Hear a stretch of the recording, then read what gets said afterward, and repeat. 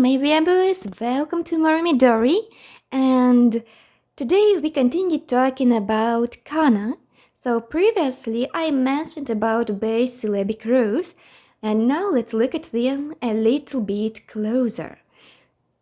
A, I, U, E, O, ka, ki, ku, ke, ko, sa, she sound stays between s and really soft sh, she, su, se, so, ta, chi, between t and ch, ti, closer to ch, ti, tsu, te, to, na, ni, nu, ne, no, ha, he, fu, don't say who, fu, he, ho, ma, mi, mu, me, mo, ra, ri, ru, re, ro.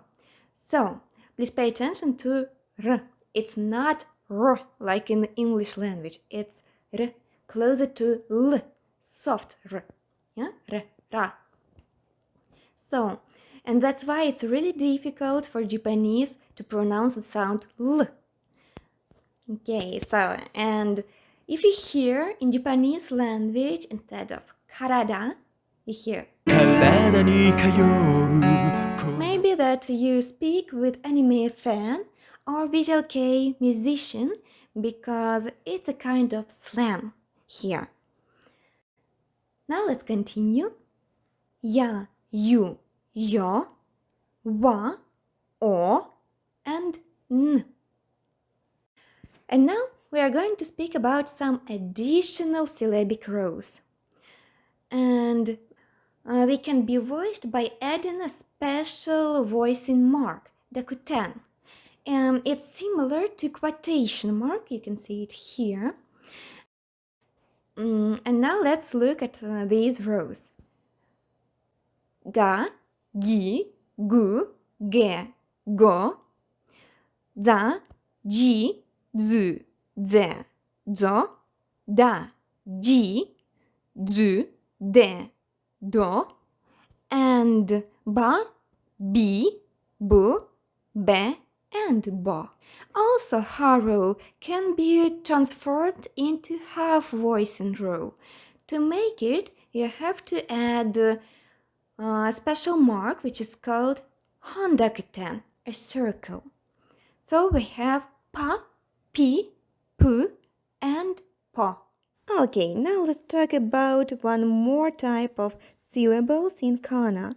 Syllables with half-size versions of the ya, yu, and yo. There are ka, ku, ke, sha, shu, she, cha, chu, cho, nya, nu, nyo, ha, hu, he, mya, mu, me, and ya, ru, re.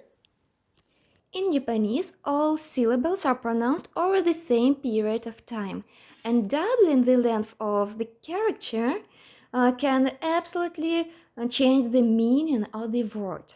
For example, a painting, and yes, koko, here, and koko, high school. And now let's look at some elongation patterns. First of all, you can add the same syllable, the same vowel to the syllable. For example, cookie, syllable ku plus u, cookie. Be careful with doubling o, oki. But also it's possible to add u, and you pronounce it like long o. But then you have a verb, and at the end of the verb, we pronounce these syllables separately, o. For example, omo. And also be careful with sound e. You can double the letter, like painting, and a yes. And we can also add the syllable e, and it still is pronounced like long e. For example, heya, here we are, and heya. There are two different words. But in some words, it's pronounced separately, especially at the end of the adjectives. For example, aoi, shiroi, tisai. And now let's speak about katakana. And it's really simple. After all syllable, we just have to write hyphen-like character. For example, kohi. And now let's speak about sound n. You have to be careful with it because after ba, pa and ma syllables, it's pronounced like m. For example, shimbun or empitsu. And the last thing what I want to speak about is bridging to. Bridging to, it's just a small syllable to, which stays before the syllable, and it repeats the consonant. For example, chotto. Yeah? And please pay attention that it doesn't have the sound itself. It's like a silent letter, you can't read it, but if it stands before the syllable, it copies the consonant or the next syllable. So I hope that it was really interesting, that the video was really informative. So put thumbs up, thumbs down, write your comments on it. Please subscribe and see you next videos. Bye bye!